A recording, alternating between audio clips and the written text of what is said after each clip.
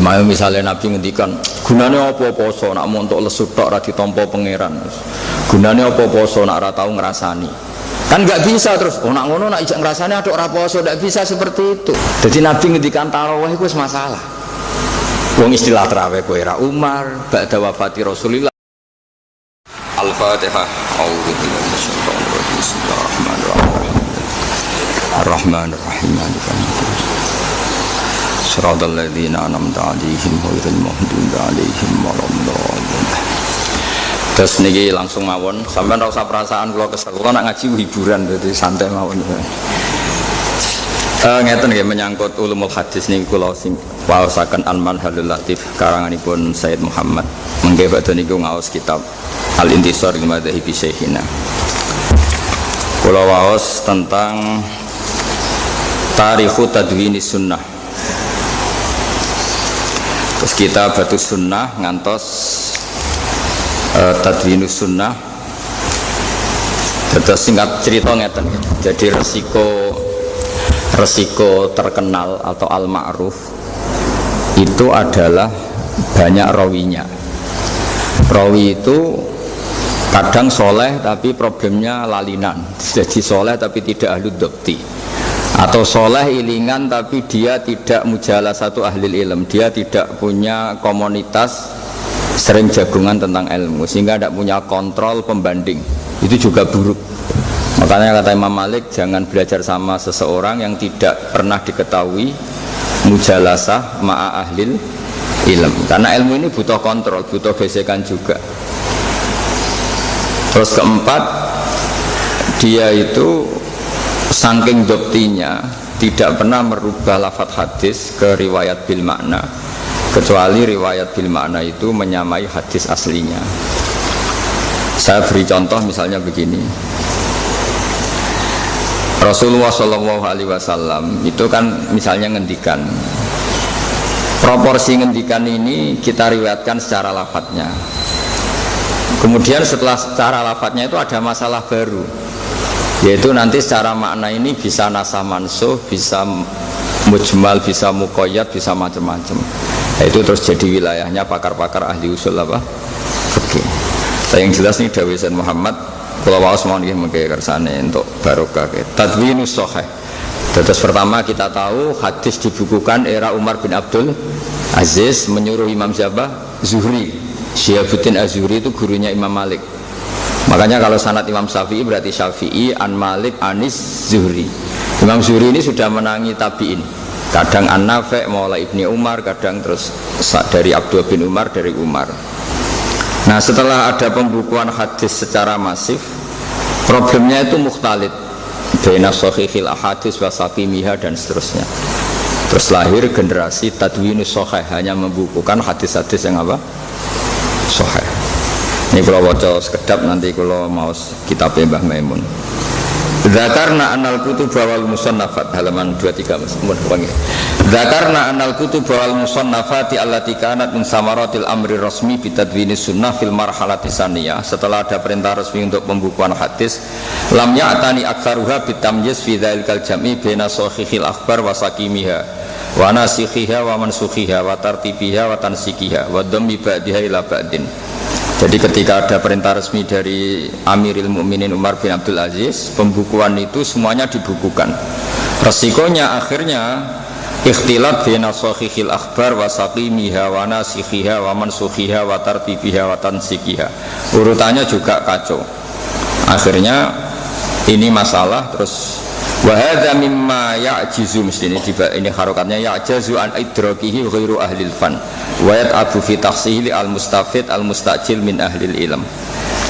Lidzalika taharrakat himmatu imami ahlil hadis Abi Abdillah Muhammad bin Ismail al-Bukhari rahimahullah ta'ala li jam'i ta'ifatin kabiratin minal ahadis allati sahhat asaniduha wa salimat mutunuha minal ilal murattabatan ala abwabil fiqhi was siyari wat tafsir. Siyar jamaknya sirah. Muraiyan fihi al-qawaid wal usula allati harraraha ulama usulil hadis li dhabti maqayisis sikha wa mawaziniha. Jadi begini ya. Marotibus sahih, setelah hadis itu ada jaminan sahih, itu masalahnya itu nanti di ahadi apa mutawatir. Sehingga misalnya kalau jenengan menghatali jurusan hadis itu mesti tidak iskal misalnya Imam Bukhari itu kenapa sih hadis satu matanya sama kok diulang-ulang, ya matanya sama kok diulang-ulang, sehingga kritikus pada Bukhari itu hadis beliau sebenarnya hanya 4.000 tapi ditulis 16.000 karena mukarrornya. Nah istilah mukarror ini dalam disiplin hadis itu kriminal. Kamu ngeritik itu mukarror itu kriminal, itu salah besar. Imam Bukhari mengulang-ulang matan, misalnya bab apa ya, misalnya babul wudu atau kitabul wudu, diulang-ulang itu supaya hadis itu keluar an haddil gharabah. Misalnya saya sebagai rawi, rawi ini kan bahak tok, gak ono masarik misalnya, gak ono leza. Itu masalah cara ahli hadis, sehingga Imam Bukhari harus mengulang itu.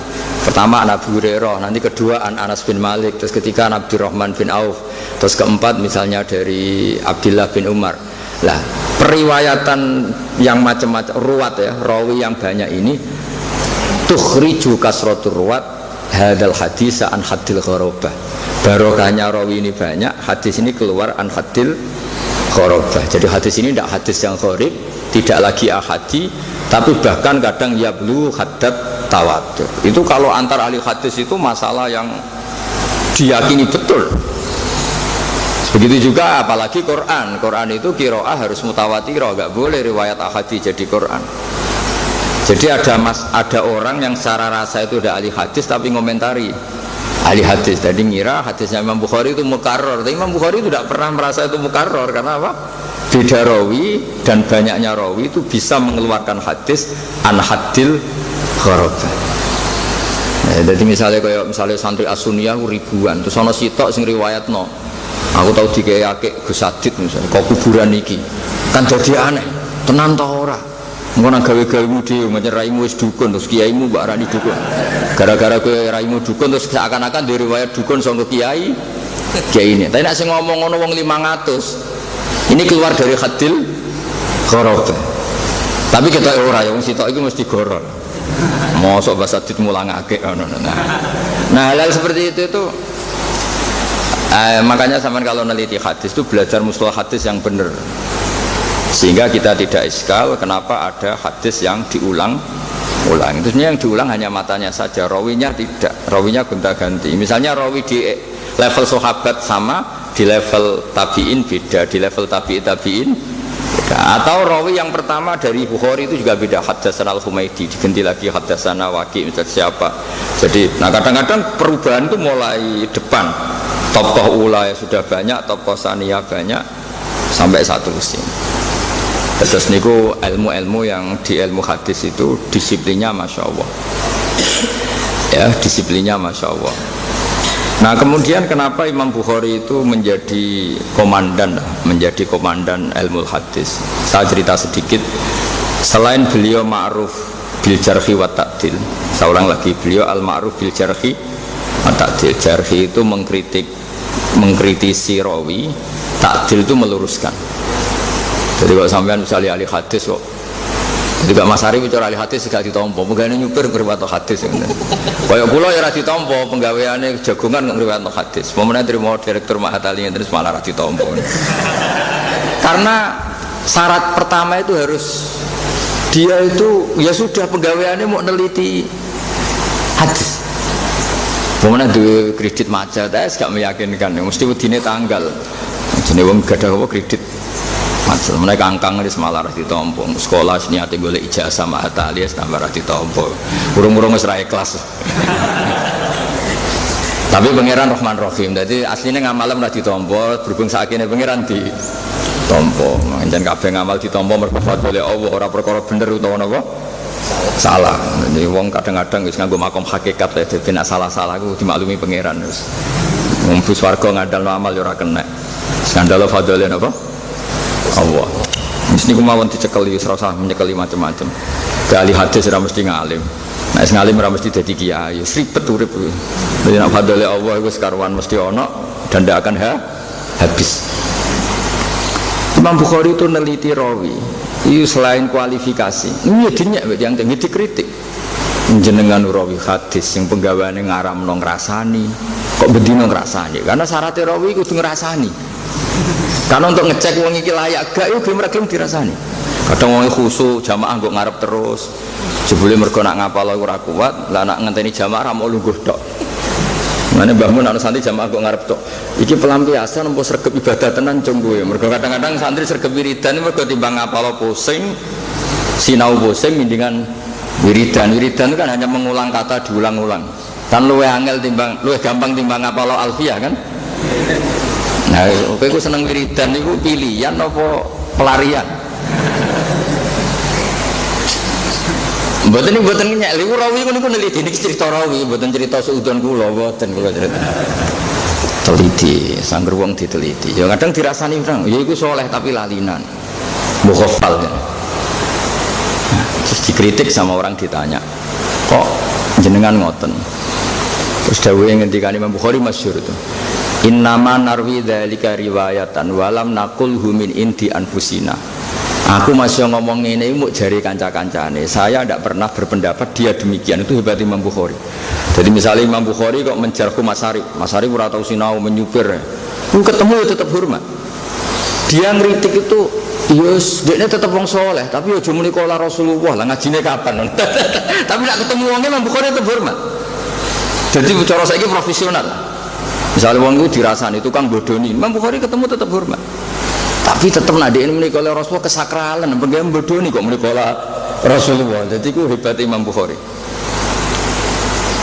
Soalnya ngaji hadis dong sampai jari iku calon sarjana apa hadis. Terus itu memang luar biasa orang dulu. Inna manar widzalika riwayatan walam naqul min indi anfusina. Saya tidak mengatakan dari sisi saya. Makanya masyhur misalnya Imam Malik ngendikan wajadtu fil madinati mi'atafak. Lawi tuminu ala baitin wa la tuminu tolak tamanu. Ma akhadtu minhum al hadis. Qalu lima ya Malik qala laisu min ahli. Aku ketemu ning Medina, itu 100 orang muktaman. Iku mbok pasrai Baitul Mal kacer orang arah korupsi. Tapi ma'akhadtu minhum al-hadis. Saya tidak mengambil hadis. Limada? Qala laisu min ahli, karena dia tidak menekuni ilmu itu. Misalnya orang menekuni ilmu hadis. Ini yang masyhur itu ada hadis masalah misalnya. Man sholat tarawih fil yaumil awal kana lahu mislu ajri Adam, terus fil yaumis tsani kaya Idris. Bareng nabine mau selawe, bareng 26 wis mulai bingung kan. Mergo nak Rasul sing wajib diapalo selawe, traweh pinten? 30 kan butuh Nabi 5 lagi. Iku cara ahli hadis mampu langsung gak ngandel. Itu mesti wong soleh-soleh lugu sing kampanye fadhilul tarawih. Tapi dia lupa sampai ngistilahkan Nabi dawuh man sholat tarawih fil yaumil awal itu jelas masalah.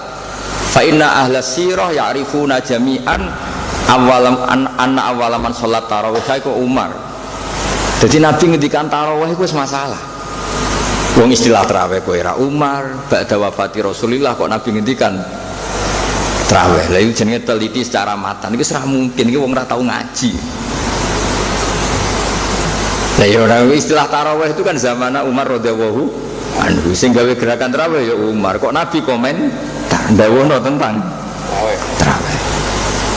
Nah tapi nak cara orang soleh seneng deh, mergo untuk motivasi tarawih. Wih hari pertama gua ya kok Nabi Adam, hari kedua Nabi Idris. Soalnya keren, berhubung keren, gak mikir ya sokeh tau ora. Nah tapi nak kita seneliti ahli hadis kan, iya Nabi ngendikan tarawih, tarawih itu erane Sayyidina Umar. Lah iku resiko ngantel wong soleh sing ahli ilmu. Tapi kesudahan wong soleh ya ora oleh kualat. Tapi khusnudzon teman-teman urusan kola Rasulullah ya goblok, kadang ora tau ngaji khusnudzon. Sedangkan kalau kula mbek Mas Arif ya suudzon ya kadang khusnudzon banyak ra jelas. Tapi wong sak tepake anut ati ngomong ra jelas-jelas ini.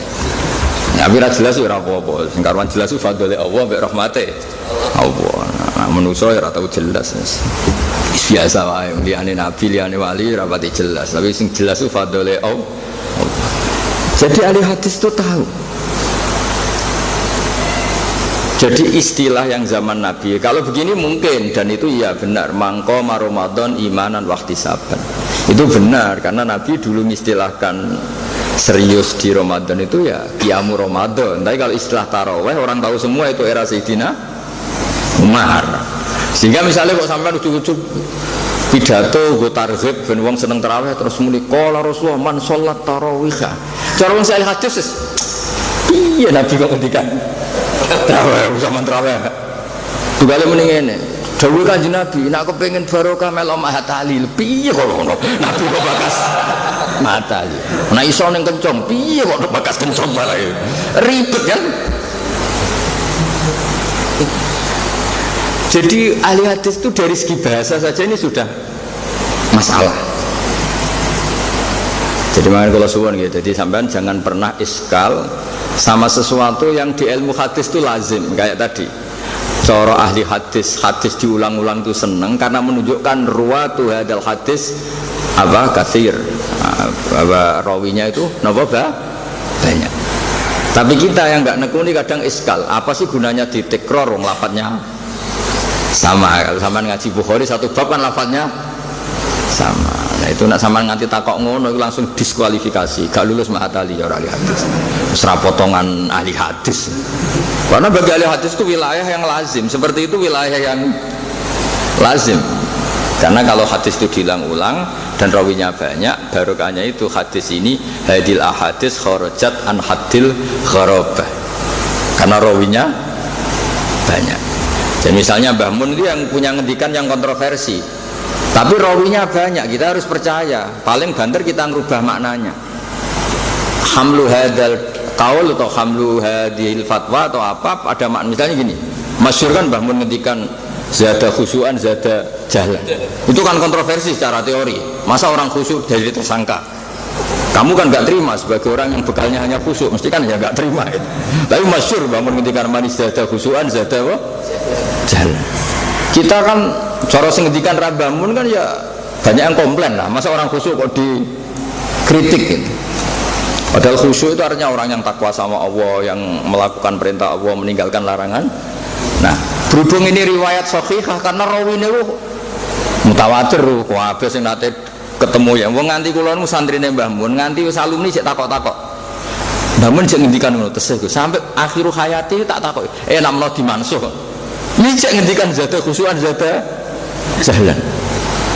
Sampai ada seorang kiai kena takokno teng Mbah Mun. Gus sampeyan parek Mbah Mun takokno. Kok sak takok aku sing jawab, aku mondok mulai cilik nganti saiki ngono. Iku khusyuk artine Jawa. Wong bekar-bekar dilek-dilek iku khusyuk. Ora kok khusyuk sing ning Quran qad aflahal mu'minuna alladzina hum fi sholatihim khashi'un. Nak khusyuk Arab iku pancen kalimatu madkhin, mergo maknane imtisalul awamir wa jinabun nawahi. Lah nak khusyuk pondok ya wong ora tau sinau tapi ketemu wong dilu. Wae jam belajar gak bawa kitab yo dilu. Ya itu kok khusyuk kan. Jadi itu kalau riwayatnya sahihah kok lafadznya maknanya kontroversi lah. Ini yang perlu diteliti itu hamlul makna. Ya kira-kira ngono kan hadis. Sama hadisnya Nabi kadang secara zahir lafadz itu masalah. Secara zahir loh ya. Cara bahasa saiki kontroversi. Tapi nanti ulama yang tahu hamlu hadal hadis. Ya mau misalnya Nabi ngendikan gunanya apa poso nak mau untuk lesut tok ra ditampa pangeran. Gunanya apa poso nak ora tau ngrasani. Kan nggak bisa terus nak ngono nak ijak ngrasani ada ora poso, nggak bisa seperti itu. Lafaz-lafaz yang seperti ini kita tahu betapa Nabi inginnya wis poso lesu, poso ngelak itu wis kadung direwangi kangelan mbok yo untuk ganjaran. Ganjarannya jangan dibatalkan oleh ngrasani dan melakukan hal-hal yang buruk. Ojo kok terus malah ke bantah hadis. Hadal hadis nunjukno nak ngrasani batalo poso. Terus kowe ngarang fikih baru. Min mufsidati shaumi al-ghibah kama qala Rasulullah sallallahu alaihi wasallam. Ya jaget cabento orang sembrono. Akhirnya terus gawe daftar baru. Muftiratus shaumi ora kok mangan ngombe tapi apa? Ngrasani yo diguyu wong akeh. Saiki kiaimu murid goblok ngene iku piye oleh sekolah. Nah kalau ada lafaz-lafaz seperti itu tugasnya ahli hadis itu hamlul makna, maknanya arahnya kemana, bukan menunjukkan hibah itu tufsidus sauma tapi tufsidu ajros saum. Tapi pasannya tetap wajib ya tetap sah. Jadi saya ulang lagi ya, jadi begitu seterusnya sehingga sampai nanti terbiasa. Tapi saya pastikan di antara keramat Imam Bukhari selain menekuni ilmu itu secara serius, itu dulu di era dulu kalau cerita, ampun dipakai ukuran sekarang. Dulu itu nggak ada ulama yang sudah diakui ulama zahir, yaitu konsensus. Ulama zahir itu kalau dulu pakai konsensus, dulu nggak ada MUI, nggak ada Kemenak, adanya apa? Konsensus. Setelah diakui sekian ulama karena kualitas ilmunya, itu terakhir itu diakui Rasulullah Shallallahu Alaihi Wasallam. Dulu itu begitu semua. Nah, saya ingin ngenteni ulama di legalitas ana ulama ngimpi kanjeng Nabi ya ribet. Wong sing kadang tope rapati ketemu kanjeng Nabi. Terus ada orang ngimpi ketemu Rasulullah, terus ma doa Rasulullah qadamahu illa wa yadul Bukhari qadama Rasulillah maudhi'a qadami Rasulillah sallallahu alaihi wasallam. Terus wonten tiyang ngimpi Rasulullah itu liwat. Lah iku maudhi'i qadamai Rasulillah, sing tahu diinjek Rasulillah. Niku diinjek Imam apa? Bukhari sampai sekian meter sekian. Artinya apa? Kanjeng Imam Bukhari ku pas pot sampai sing tahu di kersakno kanjeng Nabi. Mergo apa? Qadamal Bukhari, dalam andorin Imam Bukhari niku ya tau qadamai apa? Rasulillah. Niku maknane plek corong Jawa iku plek. Terus Imam Bukhari beto khirbah, beto besok kecil. Yudafi'u an Rasulillah. Setiap ada orang yang mengganggu Rasulullah mau ditikam atau diapakan oleh Imam Bukhari. Jadi sing ape mateni Nabi atau melukai Nabi ditikam Bukhari. Ulama zaman itu kabeh nakwil. Imam Bukhari itu hadisnya persis sing dikersakno Nabi. Mergo qadamuhu yuwati'u qadama Rasulillah. Terus beliau yazubbu an Rasulillah al ahadits al maudhu'ah. Jadi go peso iku alamat beliau lah yang menyingkirkan al ahadits al maudhu'ah sing mencatat asmane Nabi. Tadi hakikatnya tidak didawuhkan dari Nabi. Lagu sing nyortir carane sing mengeliminir ini memang Bukhari. Terus setelah ulama do ngipi ngono ya berarti hadal Bukhari sing. Nah, jadi dulu itu semuanya gitu. Imam Ghazali juga sama dulu. Ketika Ihya itu kontroversi, mangkel wong akeh anyar-anyarane dikarang.